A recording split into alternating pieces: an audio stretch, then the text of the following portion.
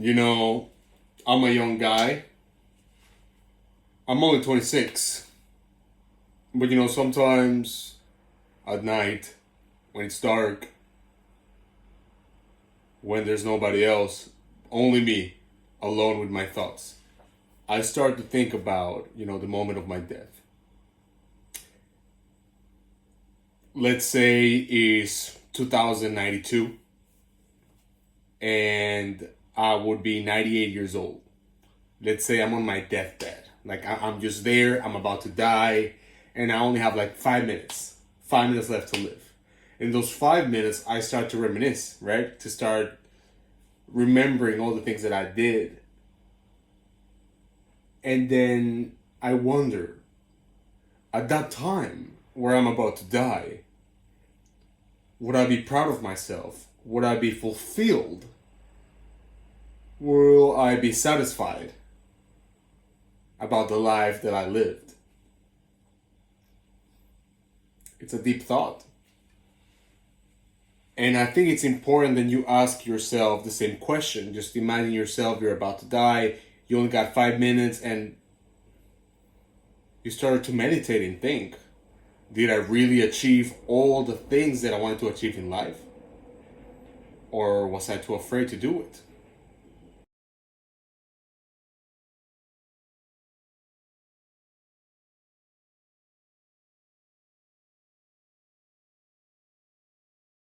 The real question is, you know, would we be proud of the life we lived?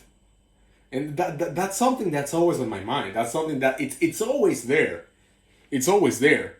Like every day of my life when I make a decision, when I start working on a project, when I start doing something, it's always there. Would I be proud of this when I'm about to die?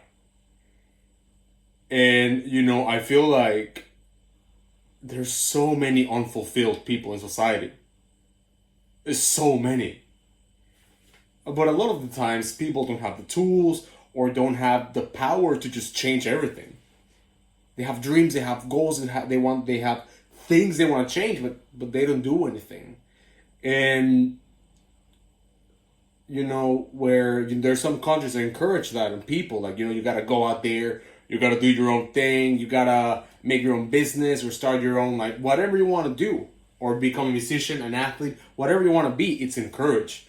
And I think Japan is not one of those countries. Japan is a very interesting country, and it's a country that I really love.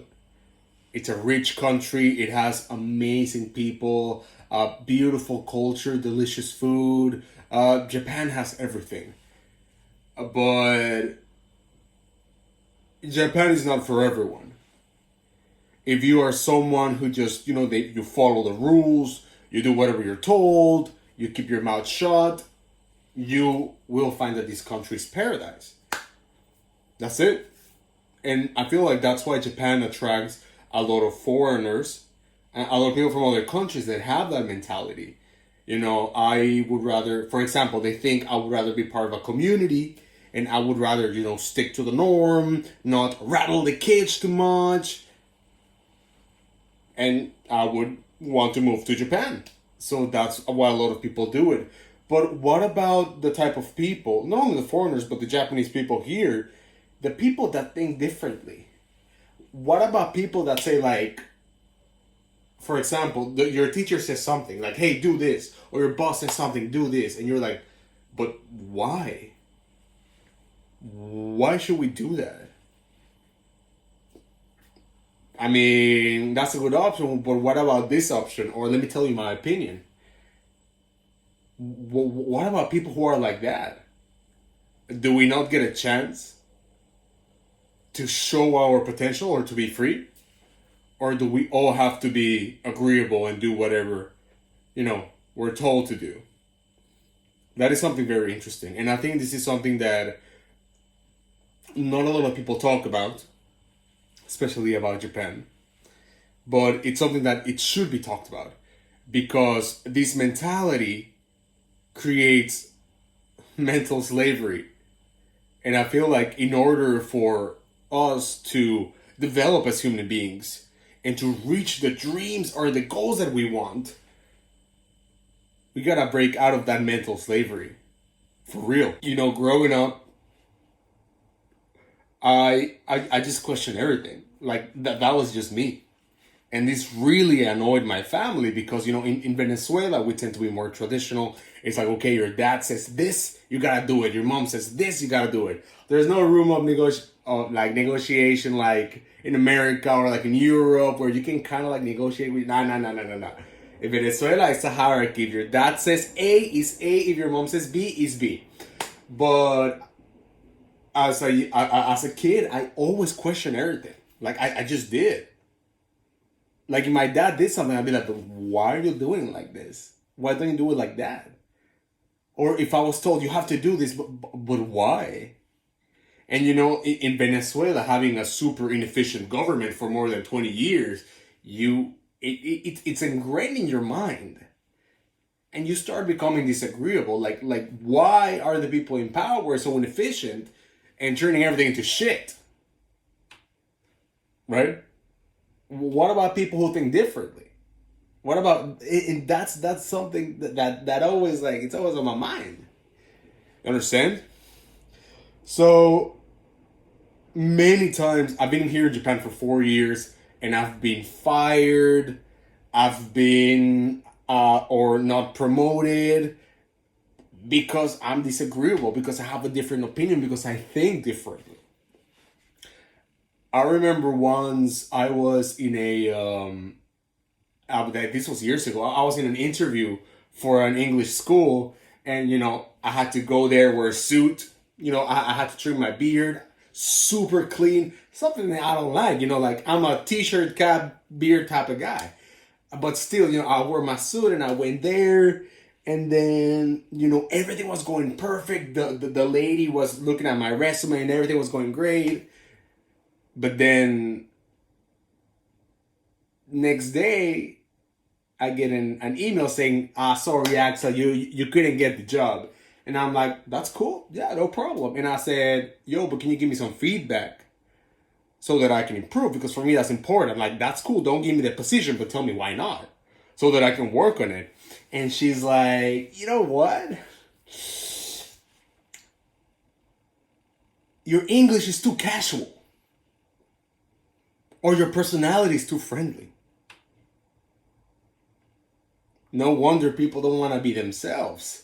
Because in order to adapt, in order to obtain a job, you gotta conform.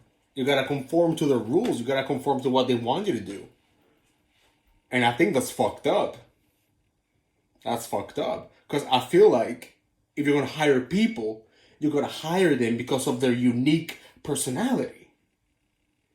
If I hire a person and he's super disagreeable, that's cool. I'm going to use that to my advantage. Or that person is kind of rude, we can work on it, but let's use that to our advantage. Like Carl Jung said, use the shadow. But I feel like in Japan, it's not like that. It's like, you got to be like this. You got to enter this square. You got to be here. If you're not here, you don't belong. You don't exist. And people are very afraid to stand out because of that. Straight up. That's how it is. And, I spent a lot of years teaching English here in Japan, and a lot of the students, they're super smart. They have a lot of knowledge, and you have no idea how many dreams they have. But they don't pursue those dreams, or don't, go out of their comfort zone because they're scared. They're scared to stand out. They're scared to be selfish. You feel me? So, mental slavery here, it's huge. It's huge. And that's what society wants. No, not even in Japan, in the United States, but in all over the world. We are made to follow orders. When we're children, right? When we're children, we were born with so much potential. Like metaphorically, we have wings. We are very creative. We play, like with toys, and we start imagining scenarios, or we start building Legos, or we start doing all these things out of our imagination. We are creators as children, and children are the way they are. You don't see children, maybe if I do this, oh my God. Children just go and do it. But when we grow up and we become adults, society turns us into robots. So the life that they want you to live is just, you go to school, shh, quiet, shh, go to school. You go to school, you take your class, you do everything the teacher tells you, then you take the test, you get into the university, you pick whatever subject you want, whatever. You can study like 6 months like abroad, learn a little bit of English, take the TOEIC, and then you enter a company, you stay there for 40 years and you die. And when you enter the company, you're happy, like finally I found a job, but at the same time, you're a slave. You are a slave of that company. You take your lunch whenever they want you to take the lunch. You take vacation whenever they want you to take vacation.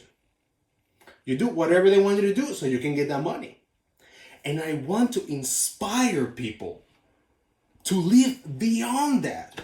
I want people to get the things that they want without being a slave of the system. Because that's what the system loves to make. They love to make slaves. Because if you're disagreeable, if you got a different opinion, you get pushed out. Or people don't hire you. Because you're not easygoing. Because I don't give a fuck. You got your personality. Of course, you have to work on yourself, and people should find having you around pleasant, definitely. But you are what you are. Use what you have, your personality, your gifts, to create wealth. And that wealth does not come from the outside world. It does not come from your boss. It does not come from your company. It comes from inside. Through your meditation. Through your introspections. All your wealth and your power comes from inside, not from your boss. Not from your manager, not from your company. And that's what I want to tell people. That's it. People are just slaves of the system. Slaves. And they don't even know. And then you work for a company and then, Corona happened and the company they just cut you out like that because they don't give a fuck. They don't give a fuck about you. Nah, but you gotta be professional. You gotta always be on time. You gotta always be there. Oh, yes, sir. Yes. You gotta be the yes man. But when the shit hits the fan, they'll cut you like this. That's what I'm saying. You gotta be your own man. You gotta be your own woman. That's what you gotta do. Go out there and get what you want. You have to break free of this mental slavery. Because of course, being a slave is comfortable. It's so comfortable. You just do whatever you're told and they give you your money. You open your mouth, and they just give you the money like that. That's it. That's it. That's how it is. And in the Bible, there is a passage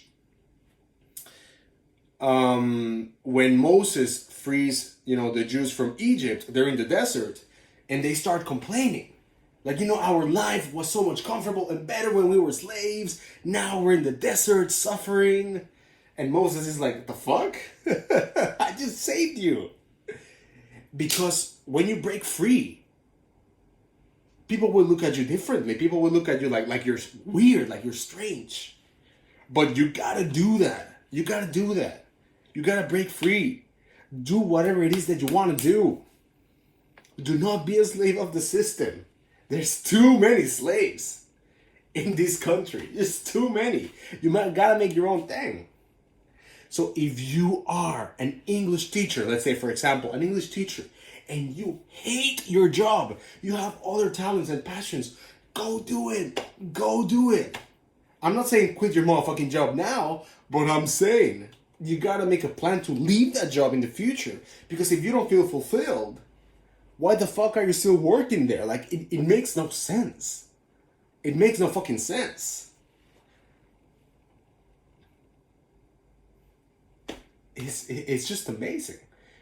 And yeah, when I was working, I worked in so many English schools, and like the teacher manager was telling me something, and I'm like, but why? Why are we doing that? That way of teaching is weird. Or, you know, that way of teaching is not realistic. Why are we teaching English like this? When they go to another country, it won't be practical.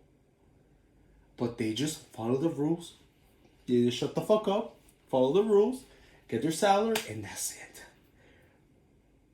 When you are in your deathbed, you got 5 minutes to live, and you start to reminisce and think about the things that you did, I want you to look back and be proud. I want you to look back and be happy. And think, you know what? I'm going to pass away, but that's okay, because I did everything that I wanted in this life. I got everything that I wanted, and I helped a lot of people. And the best part, I did it being myself. Thank you so much for checking my channel. I really appreciate it. Nightcrawlers is a YouTube channel, or it's, you know, my brand that I made to encourage people to become entrepreneurs, to change the world, to follow their dreams, to get those goals that they always wanted to get, to break from that, away from that rut, and just achieve your dreams. So I'm gonna be posting content every single week. Please check it out. I also have a creative agency called Hypermilk. If you need some help with marketing, branding, social media, wherever it is, you can book a 60-minute, 1-hour free consulting session right here. And I'll see you guys next time.